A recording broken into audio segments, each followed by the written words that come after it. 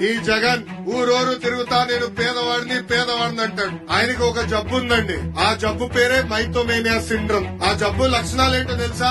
ఉంది లేనట్టు, లేనిది ఉన్నట్టు చెప్తాడు. సొంత టీవీ ఉన్నవాడు పేదవాడు అవుతాడా? సొంత ఛానల్ ఉన్నవాడు పేదవాడు అవుతాడా? సొంత పేపర్ ఉన్నవాడు పేదవాడు అవుతాడా? సొంత సిమెంట్ ఫ్యాక్టరీ ఉన్నవాడు పేదవాడు అవుతాడా అని ప్రజలందరినీ ఒక్కసారి ఆలోచించమంటున్నా. ₹1,00,000 విలువైన చెప్పులు వేసుకుని తిరుగుతాడు. ₹1,000 ఖరీదైన వాటర్ బాటిల్ లో నీళ్లు తాగుతాడు. ఆయనకి పేదవాళ్ళు ఎదుర్కొంటున్న సమస్యలు అర్థమవుతాయని ఒక్కసారి ప్రజలందరూ ఆలోచించాలి. ఇంకా తెలుగింటి ఆడపడుచులు కూడా ఆలోచించాలా.